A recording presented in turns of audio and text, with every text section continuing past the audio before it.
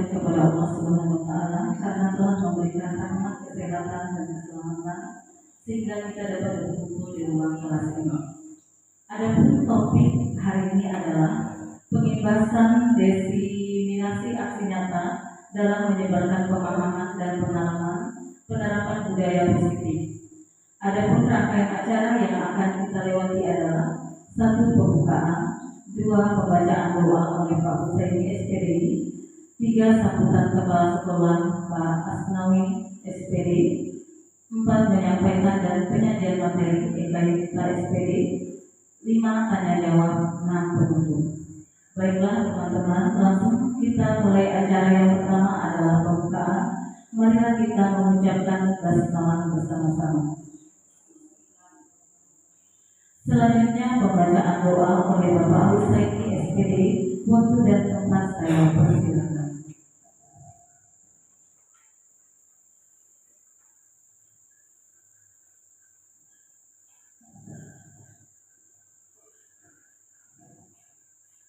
Assalamualaikum warahmatullahi wabarakatuh.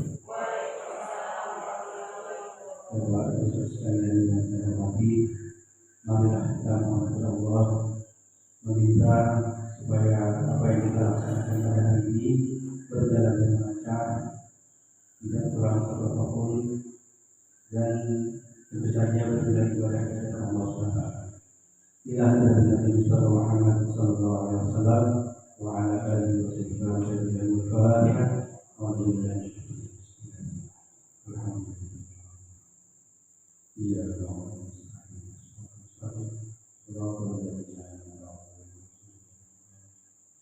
Allahumma shalli ala Muhammadin wa ala ali Muhammad.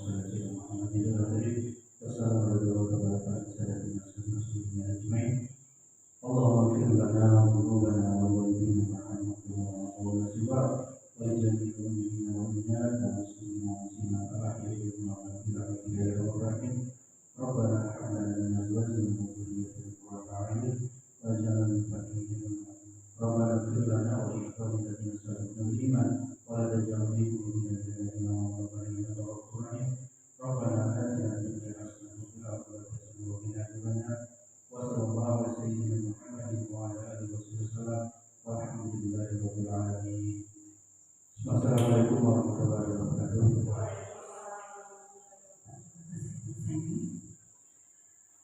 Yang kedua, selanjutnya selanjutnya kita mari dengarkan sambutan dari Bapak Kepala Sekolah SD 20 Bapak Haji Asnawi SPD. Waktu dan tempat kami persilakan.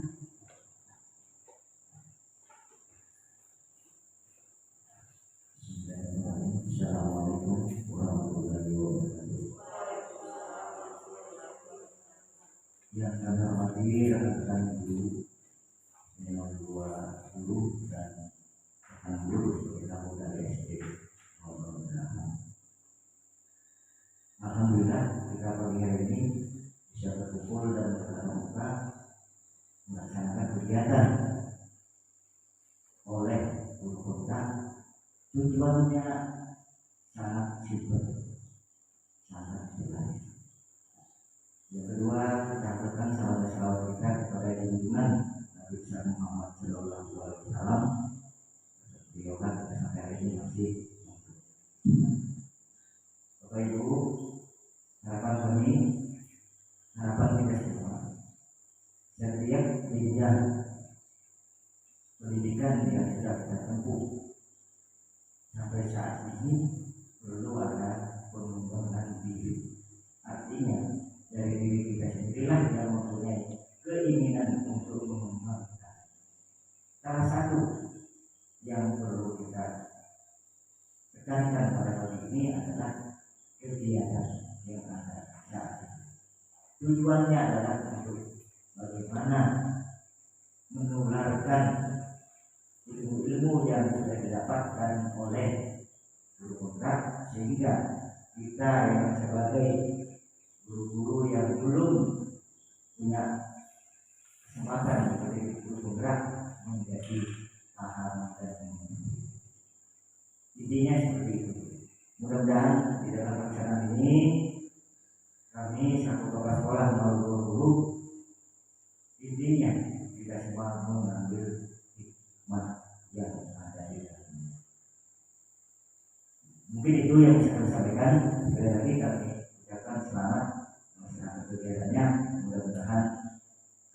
ini mendapat ridho dari Allah Subhanahu wa Ta'ala.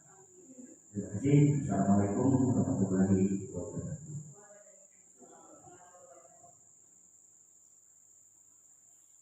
Terima kasih.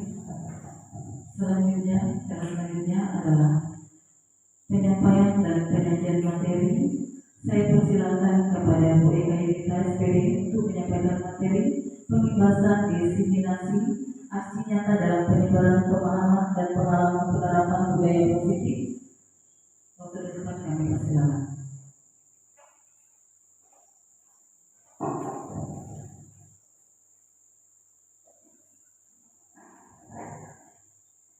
Assalamualaikum warahmatullahi wabarakatuh. Yang terhormat Bapak Kepala Sekolah, yang terhormat rekan-rekan guru yang sudah bersedia meluangkan waktunya di sela pekerjaan kita untuk bisa menghadiri pengikhlasan aksi nyata modul 1.4 budaya positif. Modul 1.4 ini merupakan tugas akhir pada modul 1 pendidikan guru penggerak yang harus saya imbaskan kepada rekan-rekan semua dalam berbagai praktik baik. Kemudian di sini saya sampaikan, saya yakin sekali teman-teman semua lebih dari saya di sini hanya bukan menggurui, tapi saya lebih ke sharing pengalaman apa yang sudah saya dapatkan dalam pendidikan guru penggerak. Semoga kedepannya acara ini berjalan lancar, kita diberikan kemudahan dan apa yang saya dapatkan bisa kita terapkan di SD tercinta kita ini untuk lebih baik lagi. Puji syukur kita panjatkan kehadiran Allah Subhanahu wa Ta'ala sehingga kita diberi rahmat, hidayah bisa berkumpul hari ini dalam kegiatan pengimbasan diseminasi menyebarkan pemahaman dan pengalaman penerapan budaya positif. Salawat dan salam tidak lupa kita aturkan pada junjungan kita Nabi besar Muhammad SAW. Semoga kita semua termasuk ke dalam golongan orang-orang yang mendapatkan syafaatnya di akhir zaman kelak. Amin, amin ya rabbal alamin. Kegiatan budaya positif hari ini dilakukan berdasarkan latar belakang karakter anak-anak kita yang saat ini baik di sekolah maupun di lingkungan sekitar benar-benar jauh dari nilai kebajikan yang diharapkan. Padahal sekolah sudah menerapkan budaya positif namun belum maksimal dan masih perlu dibenahi karena tidak sesuai dengan kebutuhan murid pada umumnya. Pada abad 21 ini, pengaruh budaya luar dan lingkungan sangat berpengaruh merusak karakter generasi masa depan anak-anak kita. Oleh karena itu, guru memiliki peranan penting dalam merancang sebuah strategi yang efektif dan berpihak pada murid untuk menentukan arah dan tujuan pendidikan agar murid tidak salah arah. Menurut saya, penerapan disiplin positif merupakan unsur utama dalam pencapaian tujuan pendidikan. Merdeka belajar karena penerapan disiplin positif dapat mendorong tumbuhnya karakter yang lebih kuat pada murid sesuai dengan profil pelajar Pancasila. Tujuan budaya positif adalah menciptakan murid yang merdeka belajar dan mewujudkan profil pelajar Pancasila, menumbuhkan budaya positif, mewujudkan pembelajaran yang menyenangkan dan berpihak pada murid sesuai filosofi Ki Hajar Dewantara, menumbuhkan budi pekerti, dan mengajarkan murid mencari solusi dari suatu permasalahan. Konsep budaya positif sendiri terdiri dari perubahan paradigma baru, disiplin positif, kebutuhan dasar manusia, motivasi perilaku manusia, posisi kontrol, keyakinan kelas, dan segitiga restitusi. Dari latar belakang dan tujuan disiplin positif, kita diharapkan bisa mengubah konsep disiplin dengan identitas gagal menjadi identitas sukses. Konsep identitas gagal terbagi menjadi dua, yaitu penghargaan dan hukuman. Penghargaan itu tidak efektif, dapat merusak hubungan, mematikan kreativitas, menghukum dengan sistem perankingan, dan merampas hak menghargai dirinya. Kemudian, konsep disiplin dengan identitas sukses terbagi menjadi dua, yaitu restitusi dan konsekuensi. Restitusi itu membuat murid bertanggung jawab untuk perilakunya, fokus pada pemecahan masalah jangka panjang, murid menghormati dirinya dan orang lain. Teori kontrol, dirinya memegang kontrol atas diri sendiri. Kemudian, murid bersemangat untuk memperbaiki kesalahannya.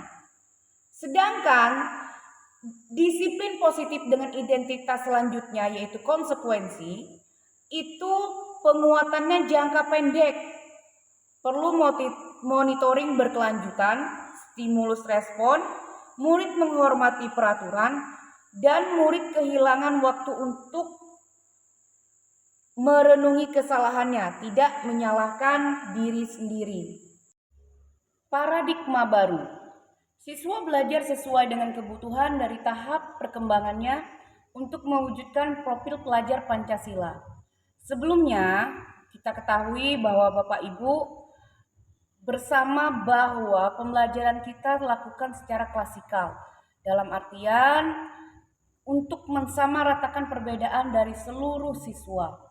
Sedangkan setiap siswa, seperti yang kita ketahui Bapak Ibu, sesuai kebutuhannya dalam tahap perkembangannya, mempunyai kebutuhan yang berbeda. Sekarang kita bersama merubah paradigma dengan yang baru. Apalagi sekarang kita sudah menerapkan kurikulum merdeka, di mana pembelajaran itu harus sudah berdiferensiasi dengan melihat perbedaan-perbedaan, keunikan dari masing-masing siswa di kelas yang untuk mewujudkan profil pelajar Pancasila yang sudah kita terapkan saat ini. Seperti yang Bapak Ibu ketahui, apa saja profil pelajar Pancasila itu? Yaitu beriman dan bertakwa kepada Tuhan Yang Maha Esa, serta berakhlak mulia, berkebinekaan global, bernalar kritis, gotong royong, mandiri, kreatif.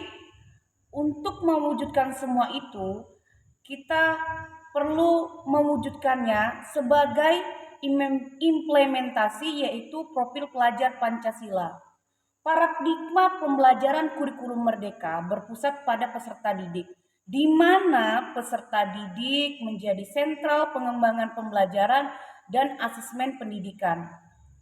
Panduan pembelajaran dan asesmen kurikulum menjelaskan tentang cara menyesuaikan pembelajaran dengan tahapan capaian dan karakteristik peserta didik yang berbeda-beda, serta mempunyai keunikan yang beragam.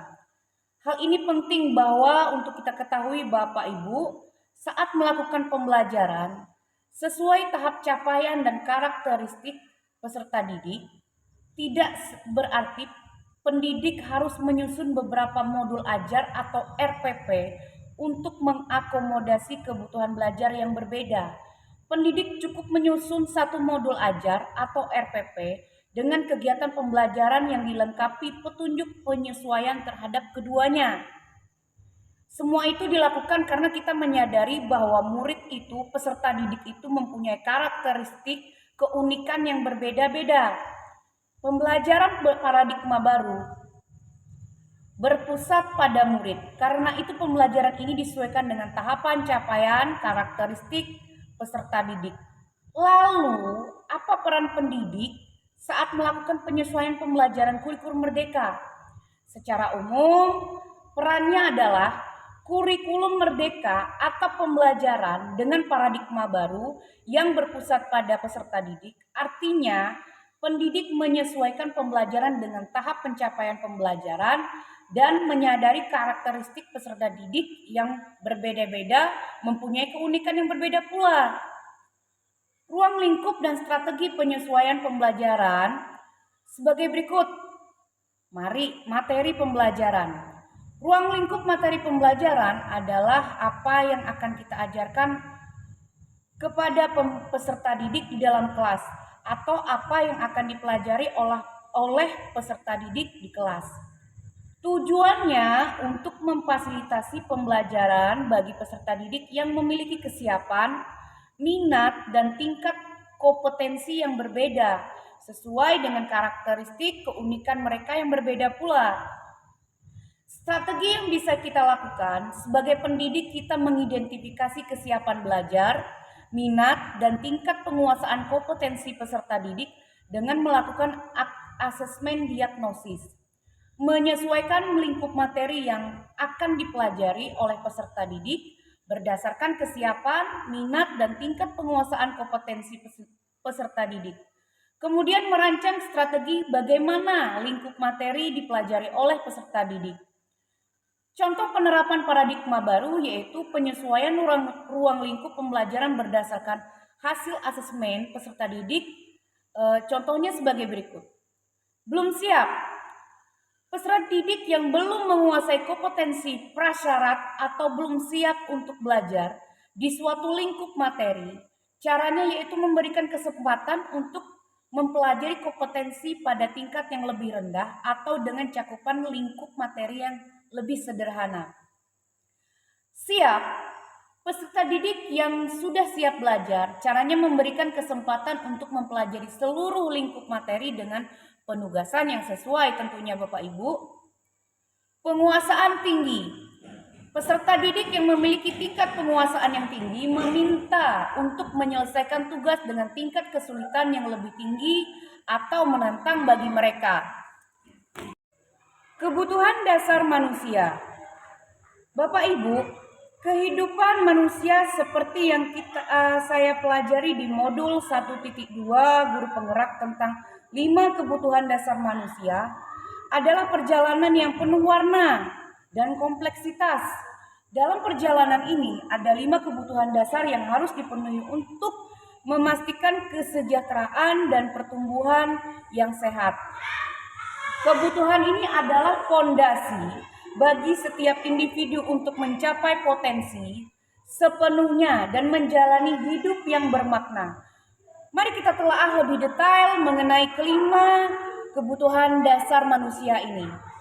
Pertama adalah kebutuhan fisik. Ini adalah hal-hal yang kita butuhkan untuk menjaga tubuh kita tetap sehat dan kuat, seperti makanan, minuman, tidur, pakaian, dan tempat tinggal. Makanan itu penting, iya kan Bapak Ibu?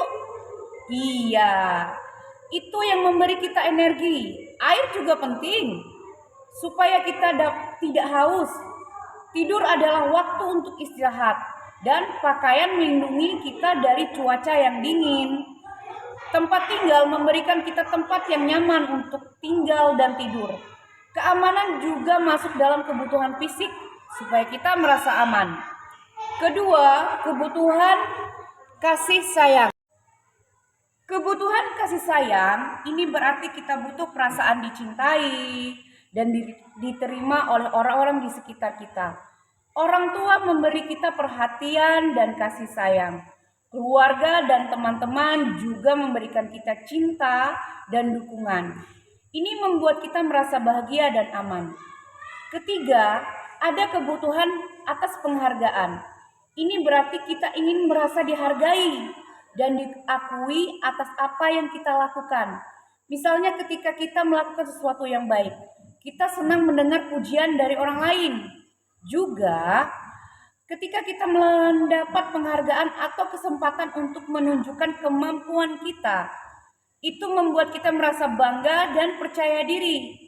Misalnya, anak kita memiliki nilai-nilai yang bagus. Mereka butuh pengakuan, ingin dipuji. Anak-anak memiliki kebutuhan dasar atas kemampuan. Biasanya ingin selalu menjadi pemimpin. Biasanya mereka mengamati sebelum mencoba hal-hal baru untuk mereka lakukan. Keempat, ada kebutuhan kebebasan. Artinya, Bapak Ibu, kita ingin bisa melakukan banyak hal yang kita suka. Misalnya, ingin bisa memilih apa yang kita ingin lakukan, berbicara tentang pendapat kita, dan mengapresiasikan diri kita sendiri. Ini membuat kita merasa lebih mandiri dan bertanggung jawab. Kebutuhan akan kebebasan adalah dorongan alami untuk memiliki kendali atas hidup diri kita. Kebutuhan akan kebebasan merupakan kebutuhan otonomi yang mampu memberikan pilihan bagi seseorang. Jadi, kebebasan itu seperti contohnya, di kelas ketika kita memberikan pembelajaran, anak-anak itu ingin mendapatkan kebebasan untuk mengapresiasikan apa yang mereka inginkan. Ketika proses pembelajaran, ketika saya mengikuti pendidikan guru penggerak, saya mencoba mengimplementasikan pembelajaran yang saya dapatkan di dalam kelas dari hasil pendidikan guru penggerak, di mana anak-anak saya bawa bebas mengekspresikan pembelajaran hari ini. Mereka merasakan apa? Apakah mereka bosan? Apakah mereka merasa senang dengan pembelajaran yang sudah sama-sama kita lalui hari ini?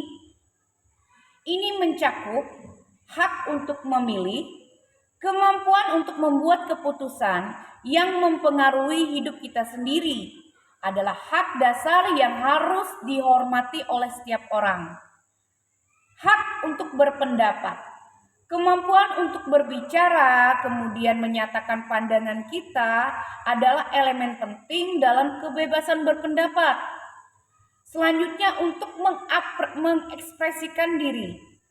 Kebebasan mengekspresikan diri bisa lewat seni, kata-kata, atau tindakan adalah aspek penting dari individualitas. Terakhir adalah kebutuhan kesenangan. Ini berarti kita ingin memiliki waktu untuk bermain, bergembira, dan bercanda. Bermain adalah cara kita belajar dan bersenang-senang. Kebahagiaan dan tawa membuat kita merasa senang. Hidup bukannya tentang pemenuhan kebutuhan praktis, tetapi juga tentang menikmati momen-momen kebahagiaan. Kebutuhan ini meliputi bermain. Bermain bagi anak-anak adalah cara alami untuk belajar, berekspresi, dan bersosialisasi. Bergembira, mengalami kebahagiaan dan sukacita adalah bagian penting dari hidup yang bermakna. Kemudian, bercanda dengan humor dan tawa adalah cara efektif untuk mengatasi stres dan menjaga keseimbangan emosional. Kebutuhan akan kesenangan ini bisa membantu kita menjalani hidup dengan lebih bahagia dan penuh semangat.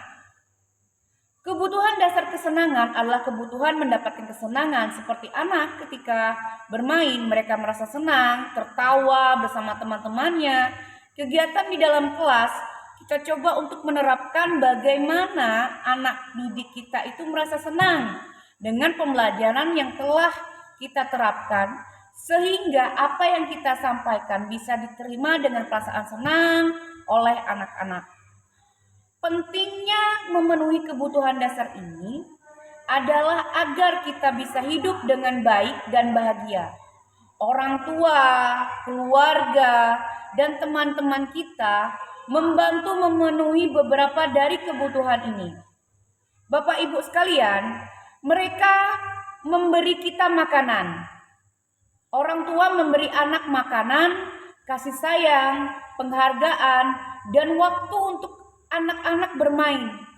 Mereka juga memberi kita tempat tinggal yang nyaman dan membuat kita merasa aman. Pentingnya memenuhi kebutuhan dasar manusia karena setiap individu memiliki kebutuhan dasar ini dan penting bagi masyarakat untuk bekerja sama dalam memastikan bahwa kebutuhan ini dipenuhi oleh semua orang. Ketika kebutuhan dasar manusia terpenuhi, kita dapat tumbuh dan berkembang secara maksimal. Orang tua, keluarga, dan masyarakat memiliki peranan yang sangat penting dalam memastikan pemenuhan kebutuhan dasar anak-anak. Mereka harus memberikan lingkungan yang aman, memberikan perhatian dan kasih sayang, serta mendukung perkembangan anak melalui penghargaan atau kesempatan. Pemerintah dan masyarakat juga bertanggung jawab untuk menciptakan lingkungan yang mendukung kebebasan individu dan memberikan akses ke layanan kesehatan yang baik. Selain itu, pemerintah dan masyarakat juga perlu memastikan bahwa ada kesempatan bagi setiap individu untuk meraih kebahagiaan dan kepuasan dalam hidupnya melalui kesenangan, bermain, dan bergembira. Bapak Ibu sekalian, pentingnya memenuhi kebutuhan dasar manusia tidak hanya berlaku pada tingkat individu, tetapi juga pada tingkat masyarakat dan negara. Ketika masyarakat memastikan bahwa semua warganya memiliki akses yang adil dan merata, kebutuhan dasar ini dapat menyebabkan peningkatan kualitas hidup secara keseluruhan. Masyarakat yang sehat, bahagia, dan puas memiliki potensi untuk menjadi lebih produktif dan kontributif positif pada pembangunan sosial dan ekonomi. Namun, sayangnya masih banyak orang di dunia ini yang berjuang untuk memenuhi kebutuhan dasar mereka. Kemiskinan, ketidaksetaraan, dan ketidakadilan dapat menghambat kemampuan individu untuk mencapai potensi mereka. Oleh karena itu, Bapak Ibu, penting bagi pemerintah dan masyarakat untuk bekerja sama dalam mengatasi masalah-masalah ini dan memastikan bahwa semua individu memiliki akses yang sama ke kebutuhan dasar. Pendidikan juga memiliki peran penting dalam pemenuhan kebutuhan dasar manusia. Pendidikan yang berkualitas membuka pintu bagi siapa saja lebih banyak kesempatan dan membantu individu untuk mengembangkan keterampilan dan pengetahuan yang diperlukan untuk memenuhi kebutuhan fisik, emosional, dan intelektual mereka. Melalui pendidikan, individu dapat memahami pentingnya kesehatan, kebebasan, dan kebahagiaan, serta bagaimana mereka dapat berkontribusi pada masyarakat yang lebih baik. Selain itu, peran individu dapat memenuhi kebutuhan dasar mereka sendiri juga tidak boleh diabaikan. Penting untuk setiap orang memiliki kesadaran akan kebutuhan pribadi mereka dan untuk mencari cara-cara yang sehat dan konstruktif untuk memenuhi kebutuhan tersebut. Ini termasuk menjaga kesehatan fisik dan mental, merawat hubungan sosial, berusaha untuk mencapai tujuan dan prestasi, dan mencari momen kebahagiaan dalam kehidupan sehari-hari. Pemenuhan kebutuhan dasar manusia adalah hal yang sangat penting untuk mencapai kehidupannya yang bermakna dan membangun masyarakat yang berkelanjutan. Ini adalah tanggung jawab bersama Bapak Ibu bagi individu, keluarga, masyarakat, pemerintah, dan komunitas internasional untuk bekerja sama dalam memastikan bahwa semua orang memiliki akses yang adil dan setara terhadap kebutuhan dasar mereka. Dengan memenuhi kebutuhan dasar ini, kita dapat membantu setiap individu tumbuh dan berkembang menjadi versi terbaik dari diri mereka sendiri, sambil menciptakan dunia yang lebih baik bagi semua. Diana Gossen dalam bukunya Restructuring School Discipline menyatakan ada 3 motivasi perilaku manusia. Pertama, untuk menghindari ketidaknyamanan atau hukuman. Ini adalah tingkat terendah dari motivasi perilaku manusia. Biasanya orang yang motivasi perilaku untuk menghindari hukuman atau ketidaknyamanan akan bertanya, apa yang akan terjadi apabila saya tidak melakukannya? Sebenarnya, Bapak Ibu, mereka sedang menghindari permasalahan yang mungkin muncul dan berpengaruh pada mereka secara fisik, psikologis, maupun tidak terpenuhinya kebutuhan mereka bila mereka tidak melakukan tindakan tersebut. Motivasi ini bersifat eksternal. Kedua, untuk mendapatkan imbalan atau penghargaan dari orang lain. Satu tingkat di atas motivasi yang pertama, di sini orang berperilaku untuk mendapatkan imbalan atau penghargaan dari orang lain. Bapak Ibu, orang dengan motivasi ini akan bertanya, Apa yang akan saya dapatkan apabila saya melakukannya? Mereka melakukan sebuah tindakan untuk mendapatkan pujian dari orang lain yang menurut mereka penting, dan mereka meletakkan di dunia berkualitas mereka. Mereka juga melakukan sesuatu untuk mendapatkan hadiah, pengakuan, atau imbalan. Motivasi ini bersifat eksternal. Ketiga, untuk menjadi orang yang mereka inginkan dan menghargai diri sendiri dengan nilai-nilai yang mereka percayai. Bapak Ibu sekalian, orang dengan motivasi ini akan bertanya, akan menjadi orang seperti apa apabila saya melakukannya? Mereka melakukan sesuatu karena nilai-nilai yang mereka yakini dan hargai. Dan mereka melakukannya karena ingin menjadi orang yang lebih baik. Motivasi ini adalah motivasi yang memiliki disiplin positif, karena motivasi ini berperilaku bersifat internal, bukan eksternal. Kebutuhan hubungan sosial merupakan kebutuhan tingkat ketiga dari Maslow. Kebutuhan ini merupakan kebutuhan untuk hidup bersama dengan orang lain. Kebutuhan ini hanya dapat terpenuhi bersama masyarakat, karena hanya orang lainlah yang dapat memenuhinya, bukan diri sendiri. Berdasarkan penjelasan tadi, bisa kita simpulkan bersama Bapak Ibu sekalian bahwa manusia sepanjang hidupnya selalu mempunyai berbagai kebutuhan. Apabila suatu kebutuhan telah terpenuhi, maka kebutuhan lain datang menyusul. Rangkaian kebutuhan manusia berturut-turut mulai dari yang paling dasar. 5 posisi kontrol guru dalam penerapan disiplin di sekolah. Bapak Ibu sekalian, berbicara tentang penerapan disiplin di sekolah, rasanya kita perlu merenungi kembali apa yang disampaikan oleh Diana Gosen yang menyatakan dalam bukunya pada tahun 1998 bahwa selama ini guru-guru perlu meninjau kembali dan berintrospeksi diri bagaimana penerapan disiplin di dalam ruang-ruang kelas mereka selama ini. Apakah yang dilakukan selama ini telah efektif, memerdekakan, dan memandirikan serta berpusat pada peserta didik? Atau justru hasilnya malah negatif? Perubahan sikap yang diharapkan jauh dari yang kita inginkan. Peserta didik dan orang tua yang menitipkan anaknya kepada kita tidak menerima perlakuan yang diberikan, yang muncul malah resistensi, kebencian, kemarahan, dan serangan terhadap guru.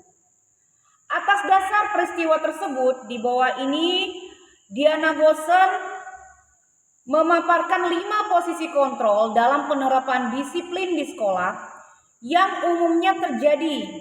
Mudah-mudahan kita bersama-sama bisa menjadikan introspeksi diri yang dilanjutkan dalam perbaikan langkah penerapan disiplin dengan segitiga restitusi. 5 posisi kontrol dalam penerapan disiplin yaitu melalui serangkaian riset yang didasarkan oleh teori kontrol D.L. William Glasser dan Diana Gosen, berkesimpulan ada 5 kontrol yang umum dan biasa diterapkan seorang guru, orang tua, ataupun atasan dalam melakukan kontrol dan penerapan disiplin di sekolah. Kelima posisi kontrol yang umum terjadi tersebut adalah penghukum, pembuat rasa bersalah, teman, pemantau, dan manajer. Berikut kita uraikan masing-masing, kita bahas masing-masing 5 posisi kontrol dalam menerapkan disiplin. Yang pertama Bapak Ibu adalah penghukum. Seseorang penghukum bisa menggunakan hukuman fisik maupun verbal. Orang-orang yang menjalankan posisi menghukum senantiasa mengatakan bahwa sekolah memerlukan sistem atau alat yang dapat menekan murid-murid lebih dalam lagi. Guru-guru yang menerapkan posisi sebagai penghukum akan berkata biasanya, "Patuhi aturan saya," atau "Awas, kamu selalu saja salah." Selalu, pasti selalu yang terakhir selesai. Guru seperti ini senantiasa percaya hanya ada satu cara agar pembelajaran bisa berhasil, yaitu dengan cara dia. Kedua, pembuat merasa bersalah. Pada posisi ini biasanya guru akan bersuara lebih lembut. Pembuat rasa bersalah akan menggunakan keheningan yang membuat orang lain merasa tidak nyaman, bersalah, atau rendah diri. Contoh kata-kata yang keluar yang bisa digunakan seperti, "Ibu sangat kecewa sekali dengan kamu. Berapa kali ibu harus memberitahu kamu ya? Gimana coba, seandainya orang tua kamu tahu kamu berbuat begini?" Di posisi ini, murid akan memiliki penilaian diri yang buruk tentang diri mereka. Murid merasa tidak berharga dan telah mengecewakan orang-orang yang disayanginya. Posisi kontrol ketiga yaitu sebagai posisi kontrol sebagai seorang teman. Pada posisi ini, guru tidak akan menyakiti murid, namun akan tetap berupaya mengontrol murid melalui persuasi. Posisi teman pada guru bisa negatif ataupun positif. Positif di sini berupa hubungan yang baik yang terjalin antara guru dan murid. Guru di posisi teman menggunakan hubungan baik dan humor untuk mempengaruhi seseorang. Mereka akan berkata, "Ayo bantulah, demi ibu ya. Ayo, ingat tidak bantuan ibu selama ini? Ya sudah, kali ini tidak apa-apa, nanti ibu bantu bereskan." Hal negatif dari posisi teman adalah bila sesuatu saat tersebut guru tersebut tidak membantu, maka murid akan kecewa dan berkata, "Saya pikir ibu teman saya." Murid merasa dikecewakan dan tidak mau lagi berusaha. Hal ini yang mungkin timbul adalah murid hanya akan bertindak untuk guru tertentu dan tidak untuk guru lainnya. Murid akan ketergantungan pada guru tersebut. Keempat, posisi kontrol keempat adalah sebagai pemantau. Memantau berarti mengawasi. Pada saat kita mengawasi, kita bertanggung jawab atas perilaku orang-orang yang kita awasi. Posisi pemantau berdasarkan pada peraturan-peraturan dan konsekuensi. Dengan menggunakan sanksi atau konsekuensi, kita dapat memisahkan hubungan pribadi kita dengan murid. Sebagai seseorang yang menjalankan posisi pemantau, pertanyaan yang diajukan seorang pemantau biasanya, "Peraturannya apa? Apa yang telah kamu lakukan? Sanksi atau konsekuensinya apa?" Seorang pemantau sangat mengandalkan perhitungan, catatan, data yang dapat digunakan sebagai bukti atas perilaku seseorang. Posisi ini akan menggunakan stiker, slip catatan, atau daftar cek. Posisi pemantau sendiri berawal dari teori stimulus respon yang menunjukkan tanggung jawab guru dalam mengontrol muridnya. Posisi kelima adalah posisi kontrol sebagai manajer. Manajer adalah posisi di mana guru berbuat sesuatu bersama dengan murid, mempersilahkan murid mempertanggungjawabkan perilakunya, mendukung murid agar dapat menemukan solusi atas permasalahannya sendiri. Seseorang manajer telah memiliki keterampilan di mana posisi teman maupun pemantau. Dan dengan demikian, Bapak Ibu sekalian, bisa jadi di waktu-waktu tertentu kembali pada kedua posisi tersebut bila diperlukan. Namun Bapak Ibu sekalian, bila kita menginginkan murid-murid kita menjadi manusia yang merdeka, mandiri, dan bertanggung jawab, maka kita perlu mengacu kepada restitusi yang dapat menjadikan murid kita seseorang manajer bagi dirinya sendiri. Di posisi control manager, murid diajak untuk menganalisis kebutuhan dirinya maupun kebutuhan orang lain. Di sini menekankan bukan kepada kemampuan membuat konsekuensi, namun dapat berkolaborasi dengan murid bagaimana memperbaiki kesalahan yang ada.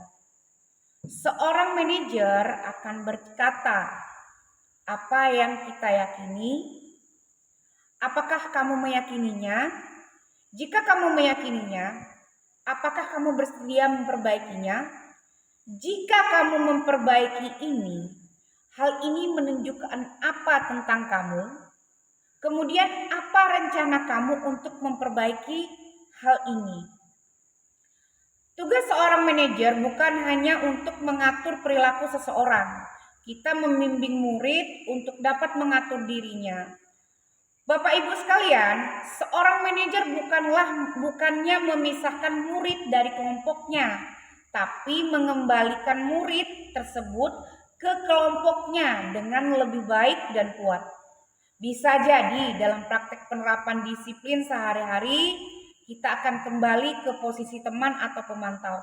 Karena murid yang kita tangani belum siap untuk diajak berdiskusi atau diundang melakukan restitusi. Namun perlu disadari tujuan akhir dari 5 posisi kontrol guru adalah pencapaian posisi sebagai manajer, di mana posisi inilah murid dapat menjadi pribadi yang mandiri, merdeka, dan bertanggung jawab atas perilaku dan sikapnya yang pada akhirnya dapat menciptakan lingkungan yang positif, nyaman, dan aman. Restitusi dalam penerapan disiplin di sekolah. Bapak Ibu sekalian, restitusi dalam konteks penerapan disiplin di sekolah mengacu pada upaya memperbaiki hubungan dan pemulihan yang melibatkan siswa, guru, dan staf sekolah. Konsep ini tidak hanya berfokus pada hukuman atau sanksi, tetapi juga pada pemahaman, pertobatan, dan pemulihan hubungan yang mungkin terganggu oleh perilaku yang melanggar aturan sekolah. Dalam penerapan disiplin yang berorientasi pada restitusi, tujuannya adalah untuk mengajarkan siswa bertanggung jawab dan akibat dari tindakan mereka. Ini juga memberi siswa kesempatan untuk memperbaiki kesalahan mereka dan menjadi anggota yang lebih baik dalam komunitas sekolah. Demikian uraian tentang 5 posisi kontrol Diana Goosen dalam penerapan disiplin di sekolah. Langkah selanjutnya adalah bagaimana kita menerapkan restitusi, penerapan disiplin positif di sekolah, sehingga siswa dengan dorongannya dalam dirinya mampu bertanggung jawab atas kesalahannya, kemudian memperbaiki diri dan menjadi anggota masyarakat yang lebih baik. Kemudian keyakinan kelas. Bapak Ibu sekalian, keyakinan kelas yaitu nilai-nilai kebajikan universal yang disepakati secara umum bersama, yang tersirat serta tersurat, lepas dari latar belakang suku, negara, bahasa, maupun agama. Seseorang akan lebih bergerak dan bersemangat untuk menjalankan keyakinannya daripada hanya sekedar mengikuti serangkaian peraturan tertulis tanpa makna. Murid-murid pun demikian. Mereka perlu mendengarkan dan memahami arti sesungguhnya tentang peraturan-peraturan yang diberikan. Apa nilai-nilai kebajikan di balik peraturan tersebut? Apa tujuan utamanya? Dan menjadi tidak tertarik atau takut sehingga hanya sekedar mengikuti serangkaian peraturan-peraturan yang mengatur mereka tanpa memahami tujuan mulianya. Bapak Ibu sekalian, keyakinan kelas merupakan kesepakatan kelas yang persetujuannya yang ditetapkan oleh guru dan murid untuk menciptakan lingkungan pembelajaran yang efektif. Latar belakang dibuatnya keyakinan kelas adalah kesepakatan belajar di dalam kelas yang diperlukan karena berbagai alasan yang berkaitan dengan menciptakan lingkungan pembelajaran yang efektif dan positif, mengelola perilaku murid, menghormati hak tiap individu, mengajarkan tanggung jawab dan akibat, mengurangi konflik, mendorong keterlibatan siswa, dan meningkatkan komunikasi. Tujuan dari kesepakatan kelas itu sendiri, seperti yang kita ketahui Bapak Ibu, untuk membangun lingkungan pembelajaran yang positif, mendorong keterlibatan siswa, meningkatkan disiplin dan tanggung jawab, memahami harapan dan norma-norma, peningkatan komunikasi, dan mempromosikan kehormatan dan menghormati. Dalam proses pembuatan keyakinan kelas melibatkan kolaborasi antara guru dan murid untuk mengidentifikasi dan menetapkan norma-norma, aturan dan harapan yang akan berlaku di dalam kelas. Kegiatan tersebut diawali dengan guru membuka diskusi tentang pentingnya kesepakatan belajar dan mengapa itu diperlukan. Guru juga bisa menjelaskan bahwa kesepakatan belajar adalah hasil kolaborasi dan partisipasi dari semua murid. Dilanjutkan dengan diskusi kelas di mana guru mengajak siswa untuk berpartisipasi secara terbuka tentang apa yang mereka harapkan dari lingkungan kelas yang ideal. Murid diberi kesempatan untuk menyuarakan pandangan mereka tentang norma-norma, perilaku, harapan dan peraturan yang harusnya ada. Kemudian dilanjutkan dengan mengidentifikasi bersama-sama nilai-nilai dan prinsip-prinsip yang penting dalam kelas, seperti nilai-nilai saling menghormati. Dalam penulisan kesepakatan kelas harus jelas dan disepakati oleh semua pihak murid di dalam kelas. Setelah keyakinan kelas disepakati, tugas kemudian adalah mensosialisasikan keyakinan kelas tersebut kepada seluruh anggota kelas. Dokumen keyakinan kelas itu mencakup aturan, norma-norma, nilai-nilai, konsekuensi diri, dapat kita buat dalam bentuk perjanjian tertulis atau poster yang ditempelkan di dalam kelas. Kemudian penerapan disiplin positif melalui segitiga restitusi. Disiplin positif adalah suatu tindakan yang memberikan perhatian secara khusus pada pengembangan disiplin dan tanggung jawab diri dengan pendekatan yang seimbang dan mendukung.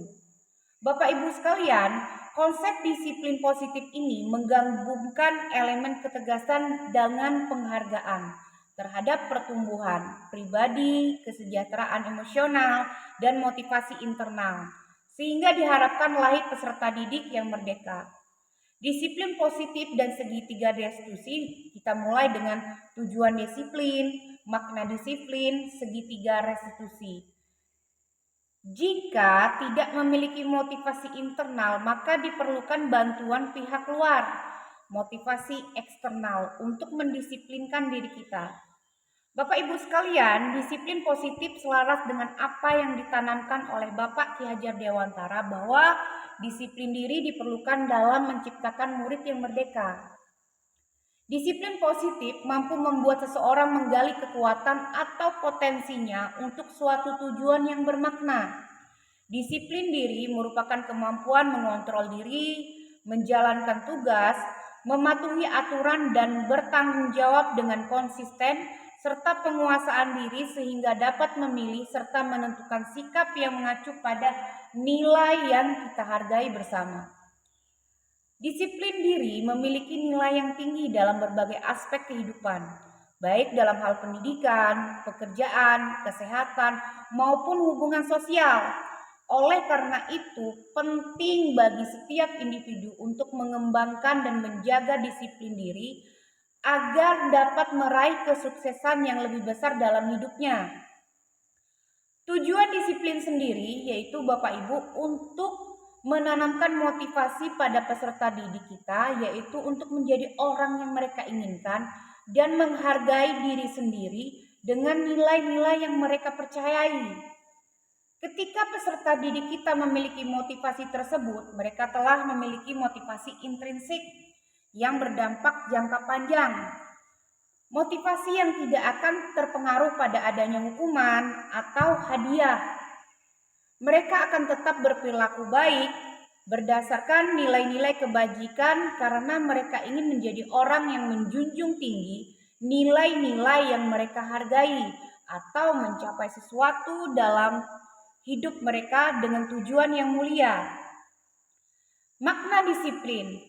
Bapak Ibu sekalian, dalam budaya kita, makna kata disiplin dimaknai menjadi sesuatu yang dilakukan seseorang pada orang lain untuk mendapatkan kepatuhan dan ketaatan, serta cenderung menghubungkan kata disiplin dengan keterkekangan atau ketidaknyamanan. Apa yang terlintas ketika Bapak Ibu sekalian mendengar kata disiplin?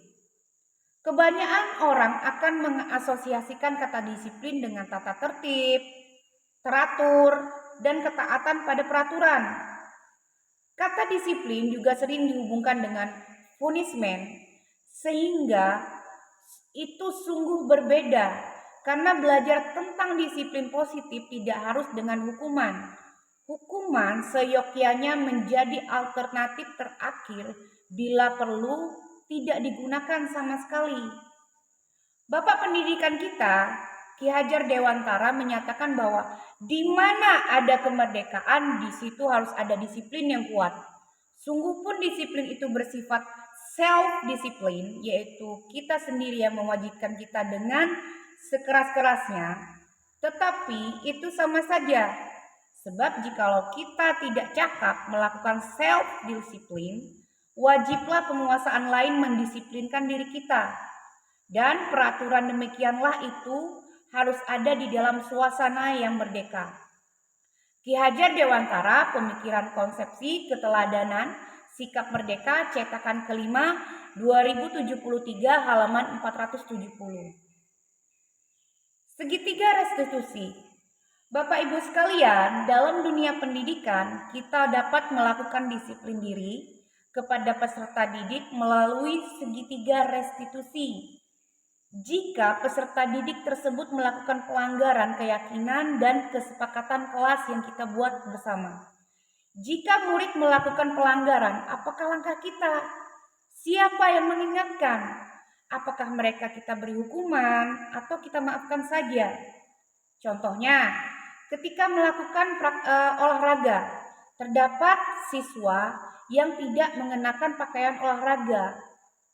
Apakah siswa tersebut diperbolehkan mengikuti olahraga sesuai dengan kesepakatan kelas?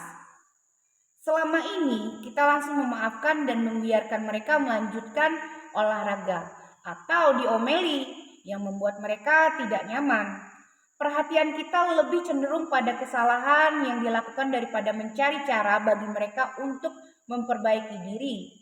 Salah satu cara untuk memperbaiki diri agar terwujudnya disiplin diri dapat dilakukan melalui segitiga restitusi. Segitiga restitusi, seperti yang kita ketahui Bapak Ibu, dalam proses menciptakan kondisi bagi peserta didik untuk memperbaiki kesalahan mereka sehingga mereka bisa kembali pada kelompok mereka dengan karakter yang lebih kuat. Gosen 2004. Melalui restitusi kita dapat membantu peserta didik menjadi lebih memiliki tujuan, disiplin positif serta memulihkan dirinya setelah berbuat salah. Penekanannya bukanlah pada bagaimana perilaku untuk menyenangkan orang lain atau menghindari ketidaknyamanan. Namun tujuannya adalah menjadi orang yang menghargai nilai-nilai kebajikan yang mereka pegang. Restitusi sendiri membantu peserta didik untuk jujur pada diri sendiri, mampu merefleksi diri, dan mengevaluasi dampak dari kesalahan yang dilakukan. Restitusi memberikan penawaran bukan paksaan. Sangat penting bagi guru untuk menciptakan kondisi yang membuat murid bersedia menyelesaikan masalah dan berbuat lebih baik lagi dengan berkata, semua orang pernah berbuat salah, bukan mengatakan kamu harus lakukan ini. Kalau tidak, maka ada 3 langkah dalam segitiga restitusi, yaitu menstabilkan identitas. Contoh kalimat yang bisa kita gunakan dalam menstabilkan identitas adalah berbuat salah itu tidak apa-apa. Tidak ada manusia yang sempurna. Ibu juga pernah melakukan kesalahan seperti itu. kita bisa menyelesaikan masalah ini. Ibu tidak tertarik mencari siapa yang salah, tetapi ibu ingin mencari solusi dari permasalahan ini. Kamu berhak merasa begitu. Apakah kamu sedang menjadi teman yang baik buat dirimu sendiri? Kemudian, kita melakukan validasi tindakan yang salah. Contoh kalimat yang bisa kita gunakan adalah, padahal kamu bisa melakukan yang lebih buruk dari ini ya. Kamu pasti punya alasan mengapa melakukan hal itu. Kamu patut bangga pada dirimu sendiri karena kamu telah melindungi sesuatu yang penting buatmu. Kamu boleh mempertahankan sikap itu. Tetapi kamu harus menambahkan sikap yang baru. Selanjutnya, kita bisa menanyakan keyakinan. Contoh kalimat yang bisa kita gunakan adalah apa yang kita percaya sebagai kelas atau keluarga. Apa nilai-nilai umum yang kita telah sepakati? Apa bayangan kita tentang kelas yang ideal? Kamu mau jadi orang seperti apa? Langkah yang dilakukan dalam segitiga restitusi, langkah pertama pada bagian dasar segitiga restitusi adalah menstabilkan identitas. Bapak Ibu sekalian, jika anak berbuat salah, maka ada kebutuhan dasar mereka yang tidak terpenuhi. Bagian dasar segitiga restitusi memiliki tujuan untuk merubah orang yang gagal karena telah berbuat kesalahan menjadi orang yang sukses. Kita harus mampu meyakinkan mereka untuk mengatakan kalimat seperti tidak ada manusia yang sempurna. Ibu juga pernah melakukan kesalahan seperti itu. Ketika seseorang dalam kondisi emosional, maka otak tidak akan mampu berpikir secara rasional. Saat inilah kita menstabilkan identitas anak. Anak kita bantu untuk tenang dan mencari solusi untuk menyelesaikan permasalahannya. Langkah kedua adalah memvalidasi tindakan yang salah. Pada langkah kedua ini, kita harus memahami dan menemukan kebutuhan dasar yang mendasari tindakan anak tersebut membuat kesalahan.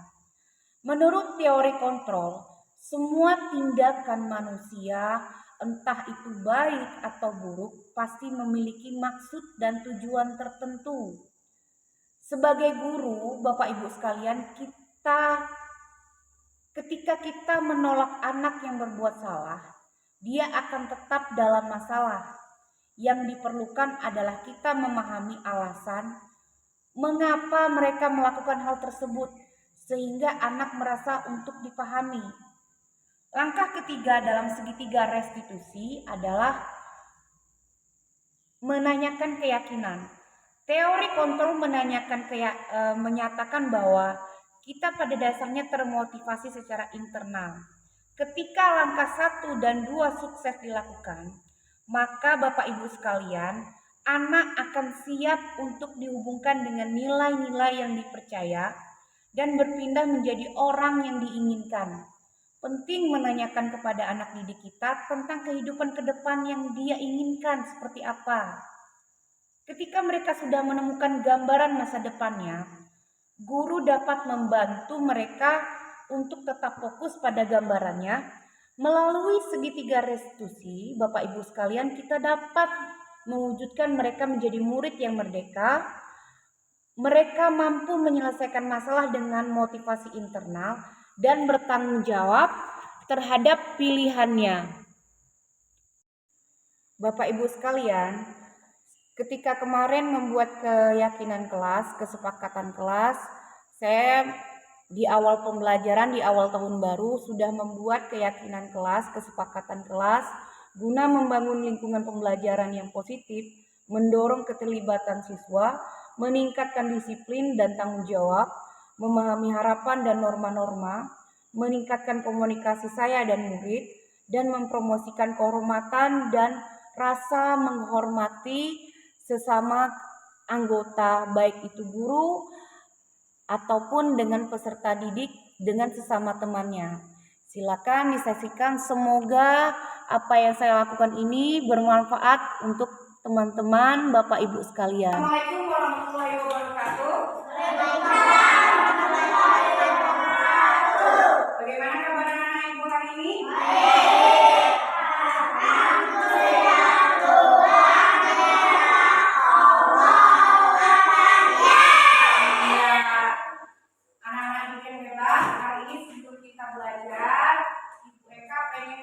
kamu buat keyakinan kelas. Kita buat sama-sama hari ini, rencananya kita akan buat keyakinan kelas. Bagaimana harapan kelas kita ini ke depannya? Kamu maunya kelas ini gimana?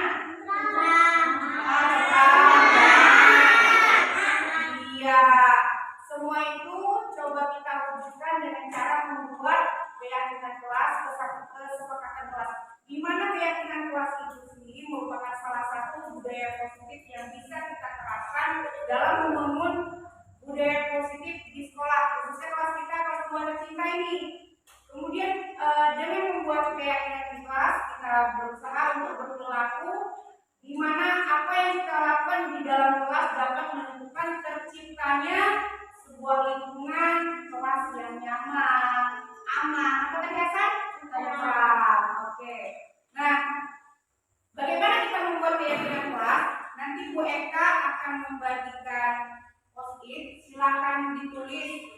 Kamu maunya peraturannya seperti apa? Nanti kita sepakati. Peraturannya seperti apa dalam kita setiap hari melalui pembelajaran supaya terwujud harapan kamu tadi tentang kelas kita tadi. Bisa? Iya, kayaknya kurang semangat. Tepuk semangat dulu ya. Tepuk semangat.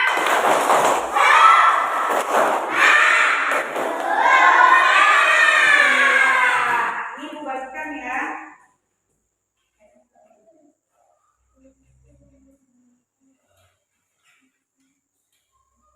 Silakan dituliskan apa harapan kamu ke peraturan kira-kira yang bisa membuat kelas kita ini sesuai dengan harapan kalian semua.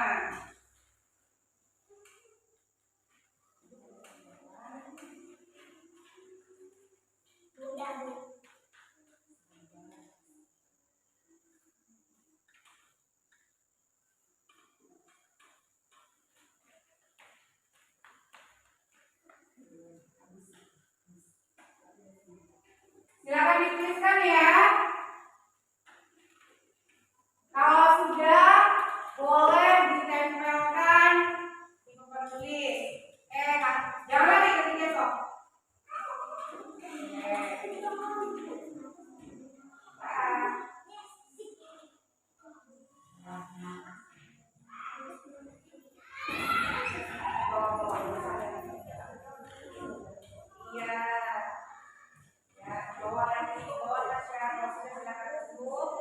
Ada lagi?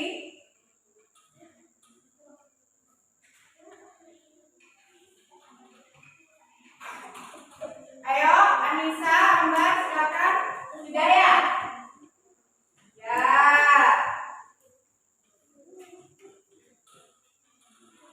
Ya, Ambar, silakan ditempel.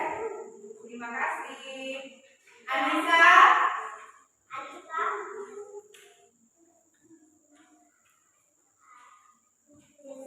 Desi.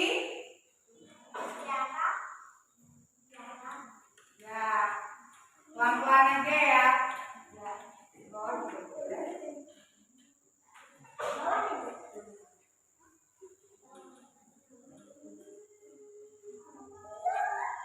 Ya, Tiara lagi, silakan Tiara ditempel. Tiara.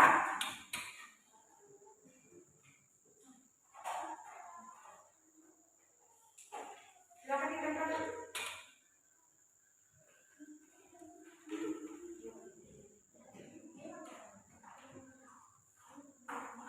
Ya, Tiara silakan ditempel. Iya. Terima kasih sudah mencurahkan cintanya ya di sini ya.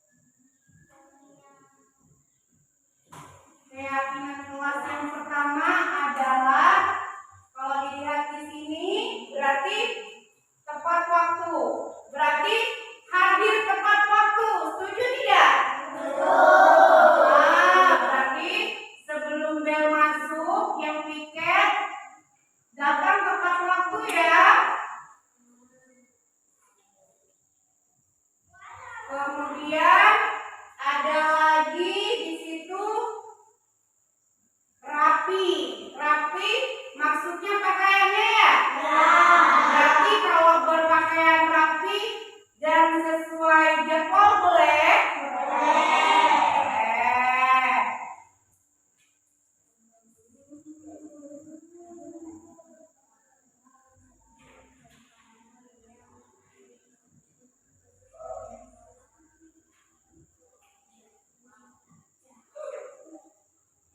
Kemudian di sini Maya menuliskan berdoa. Berdoa di sini kita berdoa sebelum dan setelah pembelajaran. Berarti kalau ibu tulis berdoa sebelum dan setelah pembelajaran boleh? Boleh. Oke. Kemudian di situ ada lagi belajar dengan giat. Berarti kalau ibu tulis belajar dengan bersungguh-sungguh boleh? Boleh.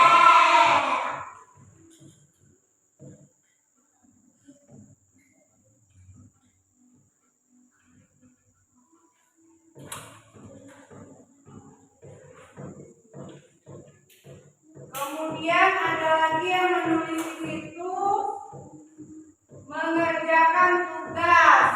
Berarti kalau seandainya ibu tuliskan di situ mengikuti dan mengerjakan tugas tepat waktu boleh? Boleh.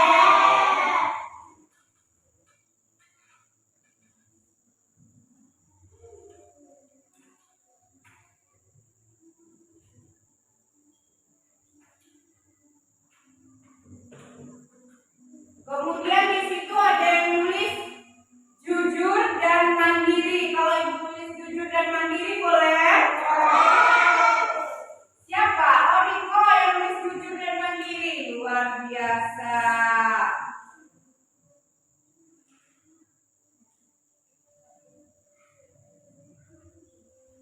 Kemudian ada lagi di situ yang menuliskan ramah.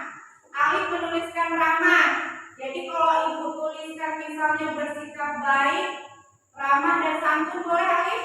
Boleh. Ya anggut sekali Alifnya ya.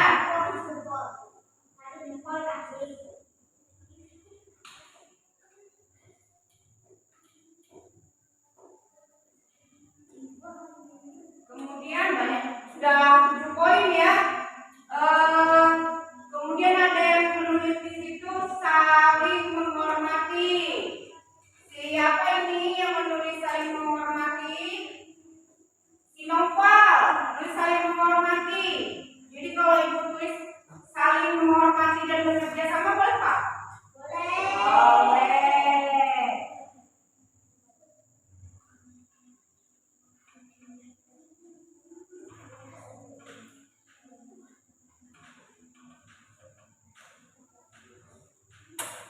Terakhir ya, mungkin 9 keyakinan kelas boleh ya. Kemudian bersih, ada yang nulis bersih. Kalau bersih berarti menyangkut kebersihan kelas kita ya. Berarti kalau ibu tulis menjaga kebersihan kelas dan sekolah boleh? Boleh.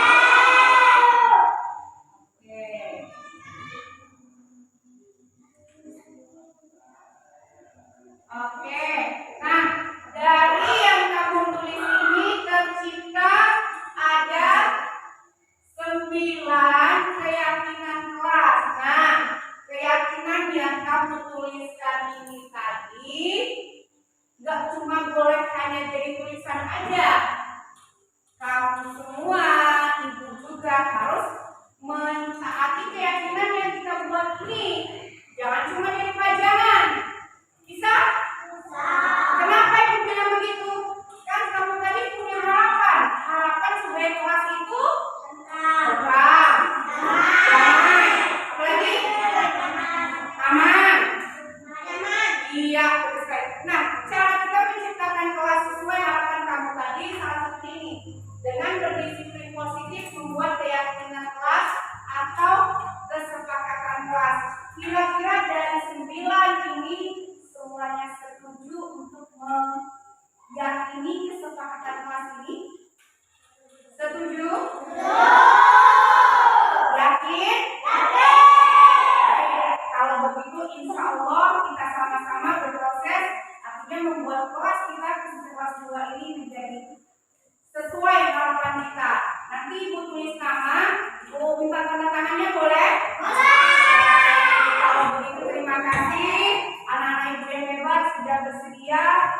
membuat keyakinan kelas, kesepakatan kelas agar kelas kita ini sesuai dengan harapan kalian semua. Terima kasih semua ya.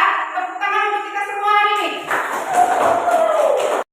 Demikianlah Bapak Ibu sekalian, ketika proses saya berdiskusi tentang pentingnya kesepakatan belajar dan mengapa itu diperlukan. Kemarin saya membuat kesepakatan kelas bersama murid-murid, kami berdiskusi. Saya mengajak siswa untuk berpartisipasi secara terbuka tentang apa yang mereka harapkan dari lingkungan kelas yang ideal. Murid saya beri kesempatan untuk menyuarakan pandangan mereka tentang norma-norma, perilaku, harapan, dan peraturan yang harus ada. Kemudian keyakinan kelas itu saya identifikasi bersama-sama nilai-nilai dan prinsip-prinsip yang penting dalam kelas seperti saling menghormati. Kemudian kesepakatan itu saya tuangkan dalam bentuk keyakinan kelas yang disepakati dan kemudian saya sosialisasikan di dalam kelas dan dengan seluruh anggota kelas. Kemudian keyakinan itu saya tuangkan dalam bentuk poster yang saya tempelkan di dalam kelas 2 agar keyakinan kelas tersebut dapat kami implementasikan ke depannya dengan harapan yang bersama-sama antara saya sebagai guru dan murid bisa wujudkan. Selanjutnya Bapak Ibu, saya ingin mengajak Bapak Ibu sekalian untuk bermain tentang teori kontrol diri. Sedikit bermain. Adakah yang bersedia Bapak Ibu? Sekarang kawannya? Saya bersedia yang jadi posisi kontrol A, Bapak. Posisi kontrol A dan posisi kontrol B. Bapak? Silakan Pak. Pak Mas Bayi dengan Bu Erna Pak. Oke.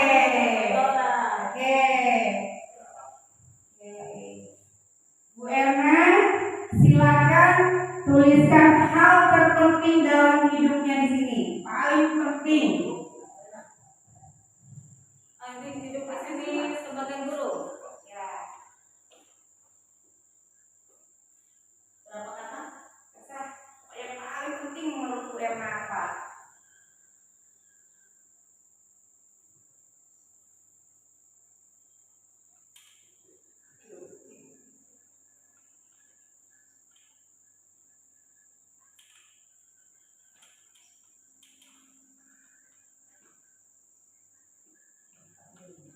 Panjang kayaknya kan? Bagaimana yang penting dalam hidupnya? Mendidik, mengajar, mengayomi.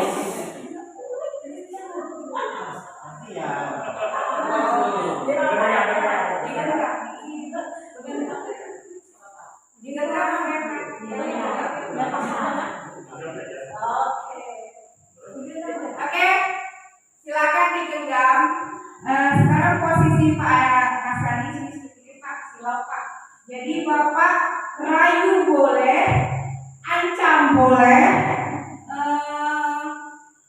mengintimidasi juga boleh. Bagaimana Bu Erna itu membuka tangannya untuk Bapak ketahui apa yang menurut Bu Erna itu penting. Ya, silakan. Boleh mengujuk, merayu, boleh mengancam.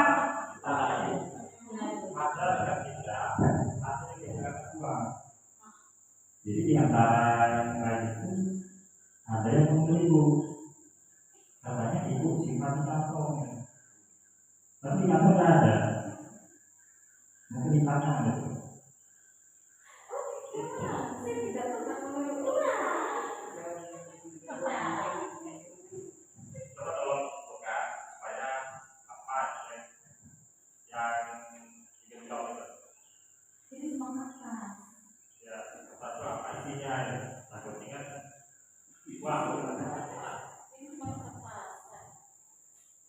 Supaya kemana menunduk, ini kan ditutup.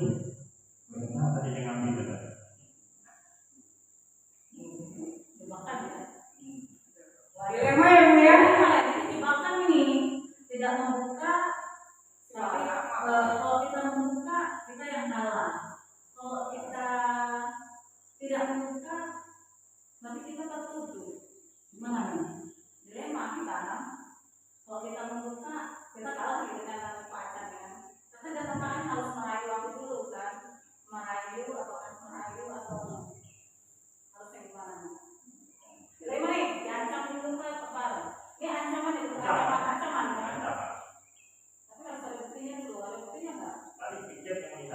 bijak ini.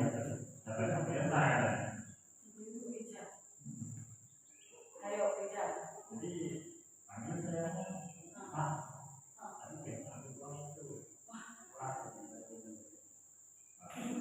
Jadi Bu Erna bagaimana? Apakah bersedia membuka tangannya atau tidak? Ya, aku harus membuktikan itu bahwa aku ini tidak melakukan hal yang dilakukan oleh Pak Mas Rani dalam budeknya. Ya, karena dia sudah melakukannya. Baik, terima kasih Pak Mas Rani, Bu Erna. Silakan duduk. Baik, terkait tadi, sebenarnya kalau kita meyakini posisi kontrol itu yang memegang posisi kontrol itu adalah diri kita sendiri dan murid. Apapun yang kita pikirkan, apapun yang ada dalam benak kita, ketika posisi kontrol itu bahwa kita yang memegang, kita yang memanajemen. Ketika ada rujukan, ada hukuman, dan posisi kita itu mungkin di ujung tanduk, posisi kontrol itu tetap ada di diri kita, mau kita membuka tangan atau tidak. Begitu juga ketika dalam pembelajaran posisi kontrol guru itu ada pada diri guru dan murid ada pada diri murid. Seyogyanya kita sebagai guru hanya mengarahkan apabila terjadi penyimpangan yang dilakukan oleh murid. Kemudian praktek penerapan segitiga restitusi yang sudah saya jalankan. Di sini ada 2 kasus yang terjadi yang saya menggunakan segitiga restitusi dalam penyelesaian masalah tersebut. Kasus pertama, pada saat pembelajaran Hasan itu tidak mengindahkan penjelasan apa yang saya sampaikan. Kemudian dia itu malah asik mengobrol dengan teman sebangkunya Riko. Meskipun saya sudah menegurnya, tapi Hasan tidak mengindahkannya dan tidak fokus dalam pembelajaran. Hasan melakukan hal tersebut jelas sudah bertentangan dengan keyakinan kelas yang awalnya sudah kami buat. Kemudian dari hal tersebut dia sudah tidak menghormati orang lain dan dirinya sendiri, sehingga dalam kasus tersebut Hasan pada hari itu masuk dalam daftar catatan bimbingan saya. Pada kasus yang kedua, Tasya tidak membawa atribut sekolah, topi, pada saat upacara bendera. Baik, selanjutnya ini adalah penerapan segitiga restitusi yang saya lakukan pada anak kelas 2 pada 2 kasus tersebut.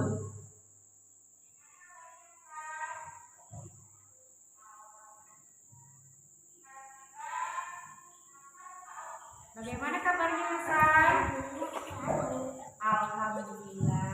Kira-kira Hasan tahu tidak kenapa Hasan Ibu Eka panggil ke sini? Tahu tadi ada waktu ibu ngajak ngobrol tidak memperhatikan saja pada hal yang Lalu kira-kira Hasan mau tidak memperbaiki kesalahan dengan kejadian tadi? akan memperbaiki. Akan memperbaiki pelajaran terbuka. Guru menjelaskan pelajaran dulu. Bagus sekali. Mereka senang mendengar Hasan mau memperbaiki kesalahannya. Nah Hasan, ingat gak Hasan dengan keyakinan kelas yang sudah kita buat, kita sepakati bersama? Kira-kira keyakinan kelas yang mana yang belum Hasan penuhi? Dia dan bisa mengerti orang lain dan menjadi mencatat tugas dengan baik. Baik Hasan, Ibu mengingatkan kembali ya, ketika kita membuat keyakinan kelas bersama bahwa Hasan tidak mengindahkan penjelasan penjelasan ibu dalam pembelajaran itu termasuk menghormati orang lain atau tidak? Lalu ketika Hasan tidak mengerjakan tugas dengan baik, apakah itu sudah sesuai dengan keyakinan kelas? Nah, mulai sekarang Hasan harus bisa menghargai orang lain.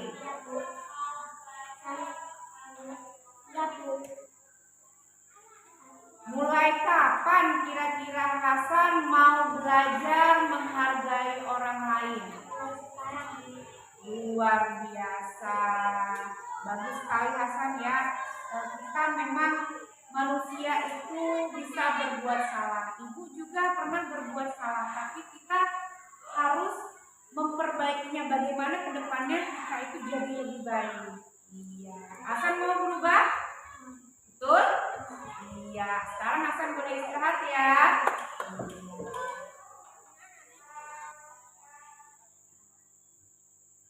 Selamat siang Tasya. Tasya tahu nggak kenapa Tasya ibu panggil kemari? Tasya ibu panggil sekarang karena pada saat upacara bendera yang kita lakukan setiap hari Senin, ibu lihat Tasya tidak memakai atribut seragamnya, itu tidak memakai dasi. Benar atau tidak? Kalau kira-kira Ibu Eka boleh tahu nggak nih kenapa Tasya tidak memakai dasi pada saat upacara?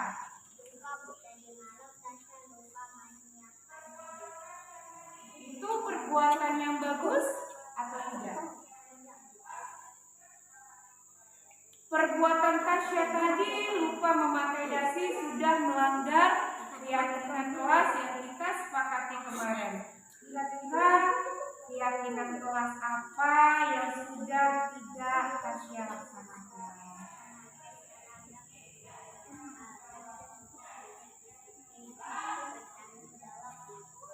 Berarti Tasya sudah tidak disiplin dan bertanggung jawab sesuai keyakinan kelas yang kita sepakati kemarin, yaitu tidak memakai atribut sesuai jadwal. Apa ya Tasya ya? Manusia itu bisa berbuat kesalahan. Ibu guru juga pernah berbuat kesalahan. Tetapi sekarang kita mencari solusi ke depannya bagaimana tidak mengulang kesalahan lagi. Untuk memperbaiki kesalahan Tasya, kira-kira Tasya ke depannya mau gimana? Nah, luar biasa. Kira-kira mulai kapan Tasya akan merubah kesalahan seperti yang Tasya ucapkan tadi? Ya, luar biasa, bagus sekali ya Tasya ya. Sudah mau memperbaiki kesalahannya supaya ke depannya lebih baik lagi. Ya, sekarang Tasya sudah boleh istirahat. Semoga Tasya jauh lebih baik lagi ya, lebih disiplin, lebih bertanggung jawab lagi ya Nak ya. Iya. Baik, yang kita lihat tadi adalah contoh penerapan segitiga restitusi yang saya terapkan dari 2 kasus yang terjadi di kelas 2. Dari itu timbul perasaan yang ketika saya melakukan segitiga restitusi tersebut, di mana murid saya ajak untuk menyelesaikan permasalahannya dengan cara untuk merasa senang dan tidak dihukum.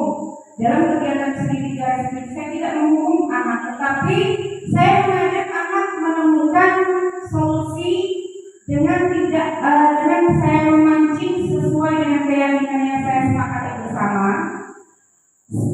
Apa yang membuat mereka melakukan kesalahan tersebut, dari hal itulah saya pancing bagaimana mereka itu menyadari kesalahan sendiri tanpa harus saya beri hukuman.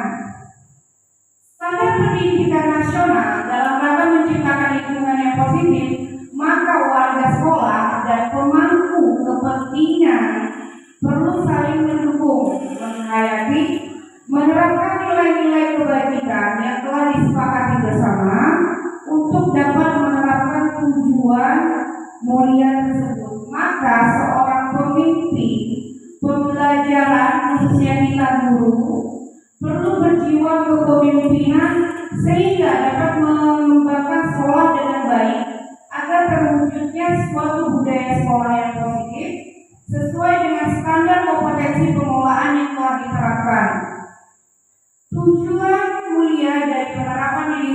positif adalah agar terbentuk murid-murid yang berkarakter, santun, jujur, peduli, bertanggung jawab, dan merupakan pembelajaran sepanjang hayat sesuai dengan standar kompetensi lulusan yang diharapkan. Jadi segitiga institusi tadi berhubungan dengan posisi kontrol, di mana posisi kontrol seorang guru sekarang itu yang diharapkan bukan lagi sebagai penghukum, bukan lagi sebagai teman, tetapi sebagai manajer. Kenapa harus posisi manajer? Karena posisi manajer itu adalah posisi paling ideal, di mana dalam posisi manajer kita menerapkan yang namanya segitiga restitusi. Kita memvalidasi identitas murid, memberi rasa bersalah, kemudian menerapkan segitiga restitusi tadi. Artinya dalam penerapan itu kita tidak memberikan hukuman atas kesalahan mereka, tapi mereka itu diajak bagaimana mereka menyadari kesalahan yang sudah mereka buat itu sendiri. Nah,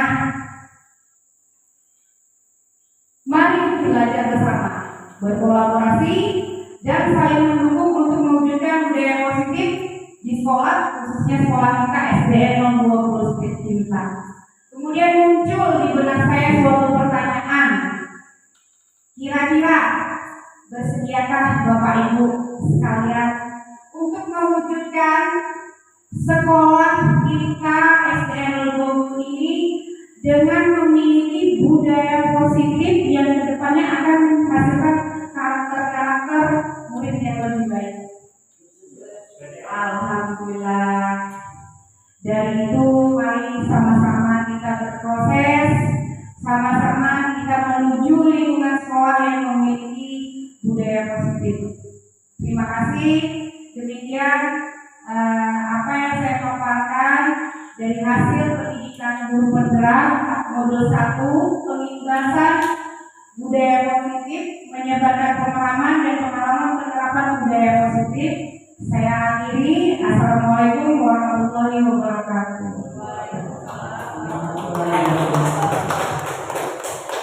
Terima kasih atas penyampaian materi pembebasan destinasi asli nyata dalam penyebaran pemahaman dan pengalaman penerapan budaya positif.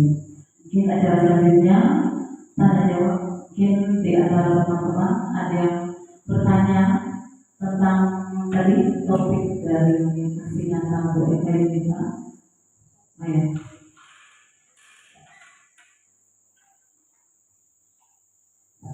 Terima kasih kesempatan yang telah diberikan kepada saya. Saya hanya mempertanyakan adalah suatu kegiatan, suatu instansi kependidikan itu di suatu wilayah. Mengapa kita harus menerapkan itu sekarang? Kan ada namanya. Mengapa kita harus menerapkan keyakinan kelas, bukan peraturan kelas di suatu kesatuan pendidikan tersebut? Demikian pertanyaan dari saya. Mungkin ada lagi yang mau bertanya? Mas ini? Atau Bu Rosena? Pak Mas Rani? Asisten. Mana? Gimana kita bertanya lagi? Baik.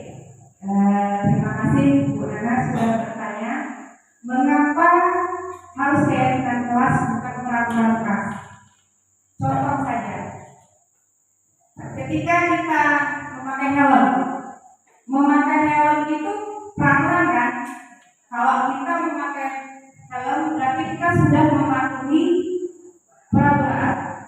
Kemudian ketika kita sudah memakai helm, kita meyakini apabila terjadi sesuatu itu akan mengurangi misalnya ada, tapi doa ya, misalnya saja terjadi kecelakaan akan mengurangi efek benturan ketika kita sudah memakai helm yang merupakan suatu peraturan.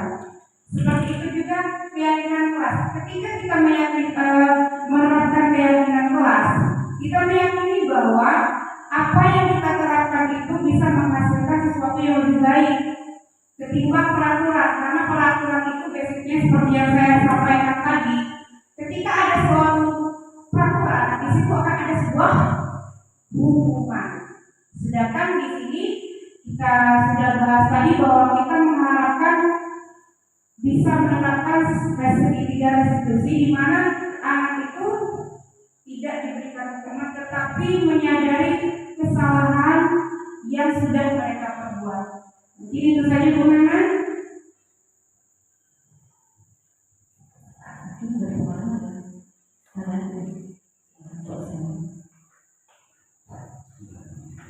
Terima kasih waktu yang telah diberikan kepada kami. Ini menanggapi tentang segitiga restitusi tadi, bahwa sebagai guru kita itu berarti tidak diperkenankan lagi untuk memberi hukuman, ya, memberi hukuman bagaimanapun bentuknya. Ya. Hanya saja berarti ya ini, kalau tidak ada misalnya hukuman, sepertinya pendidikan itu tidak mempunyai ini sebagai apa ya, acuan supaya anak itu melekat kepada dirinya bahwa itu sesuatu yang harus dihindari begitu. Jadi tidak ada ketegasan-ketegasan di situ berarti. Kalau hanya kita berkutat ke masalah, misalnya kita mendalami kesalahan anak tadi, kemudian mencari solusinya begini-begini. Kalau di zaman dahulu itu setiap peraturan atau apa namanya itu pasti ada di ujung-ujungnya itu hukuman atau punishment lah. Dia berbarengan biasanya punishment dengan hadiah atau apresiasi berbarengan seperti itu ya. Ada apresiasi, kemudian kalau bersalah ada hukuman. Hanya saja hukuman ini mungkin selama ini kita menganggap sesuatu itu yang terlalu kasar gitu hukumannya, hukuman yang tidak ada nilai edukasinya gitu. Nah, kalau ada hukuman itu berbentuk edukasi dan tidak memberatkan kepada murid, hanya sekedar mengingatkan kepada dia hal ini harus dihindari, begini yang harus kamu lakukan. Saya kira itu saja yang saya dapat sampaikan dalam hal ini. Ya.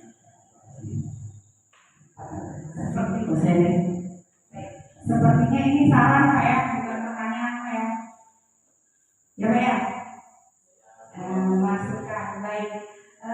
Mungkin kita dari apa yang Bapak sampaikan tadi bisa mengimbangi antara penerapan segitiga restitusi dan peraturan.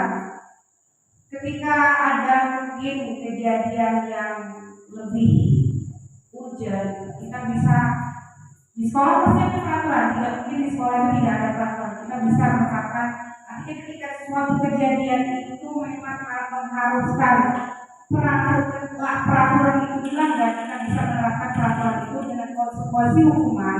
Atau ketika suatu anak itu mendapatkan suatu penghargaan, kita bisa memberikan reward kepada mereka. Kemudian dalam segitiga restitusi tadi, mungkin itu kita bisa terapkan ketika kesalahan yang tidak terlalu signifikan, artinya tidak terlalu berat untuk mereka lakukan. Seperti contoh tadi yang asalnya di dalam kelas tidak mengindahkan guru, ataupun ketika Tasya tidak memakai atribut. Tapi ketika terjadi suatu kesalahan yang dilakukan murid itu yang lebih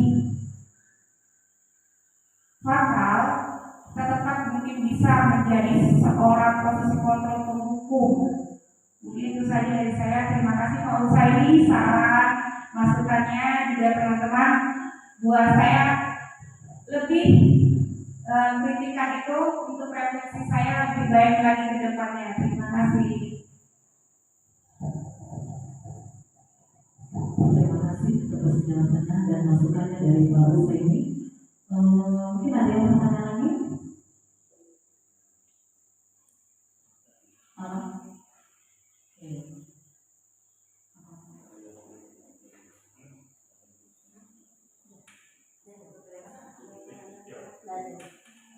Ada yang mau tanya lagi? Atau ada yang memberikan masukan dari ini tadi, pemaparan dari materi ini tadi? Sudah? Ini dari Bapak ya. Iya Pak, siap Pak. Terima kasih. Kami ingin memberikan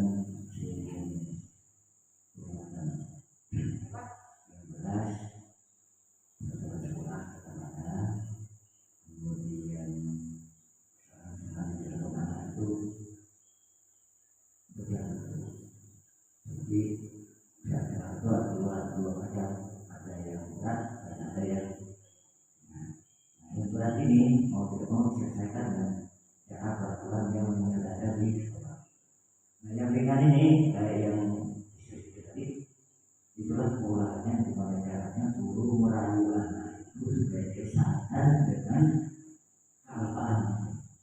Dia tahu dengan tipu.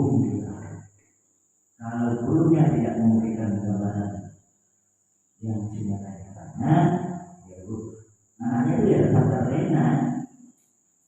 Bisa jadi nanti berulang-ulang melakukan kesalahan yang sama. Ya berikut itu kan ya enteng aja kesalahannya, tetapi jika itu menjadi kebiasaan anak-anak, maka akan menjadi dibina. Guru mempunyai inisiatif, mempunyai cara gimana caranya anak jika melakukan hal-hal yang cocok dengan kondisi sekolah, tapi ringan itu tetap menjadi tanggung jawab guru untuk menyadarkan dan tidak memberikan gambaran untuk buktinya dijelaskan. Sehingga nanti ketika melakukan hal yang serupa akan sadar itu saya tak sadar saya ini tidak sendiri dengan teman lain. Intinya itu. Jadi Bapak Ibu guru mempunyai kiat, mempunyai cara tersendiri untuk menyadarkan murid-muridnya. Sehingga dia nanti ketika melakukan hal yang sama otomatis menjadi paham dan mengerti. Mungkin itu sudah lebih jelas. Artinya kita sama-sama mengertilah kalau peraturan yang perlu dilakukan yang pokoknya pasal sekolah ya kita bisa berteman dengan peraturan yang ada.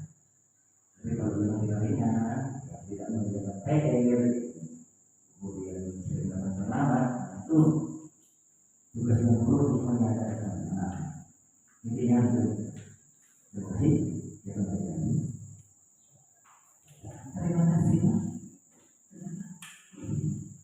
Ya, terima kasih. Semoga dengan adanya pengibasan hari ini, semoga sekolah kita semakin maju, SD 02 semakin maju, pendidikannya semakin baik, semuanya pokoknya semakin baik dengan pengibasan hari ini.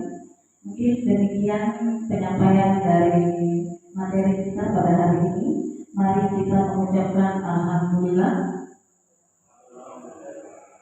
Saya sebagai pembawa acara mohon maaf atas kekurangan dan kekurangannya dan terima kasih untuk perhatiannya. Wassalamualaikum warahmatullahi wabarakatuh. Waalaikumsalam warahmatullahi wabarakatuh.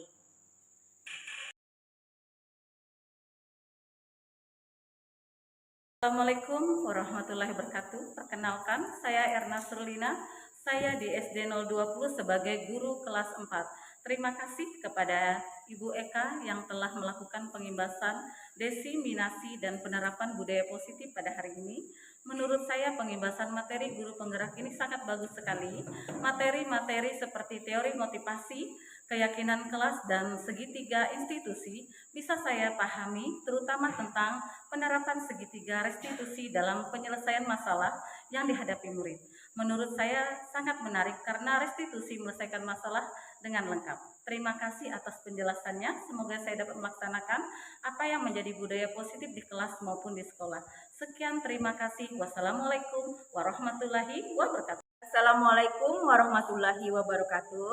Saya Bu Nur Saidah, rekan sejawat dari Ibu Eka Yunita. Saya memahami apa yang sudah disampaikan Bu Eka tentang budaya positif. Salah satunya yaitu tentang segitiga restitusi yang merupakan salah satu strategi yang dapat dilakukan dalam proses menuntun murid untuk memperbaiki kesalahan yang mereka lakukan, baik kesalahan yang mereka lakukan di kelas maupun di sekolah.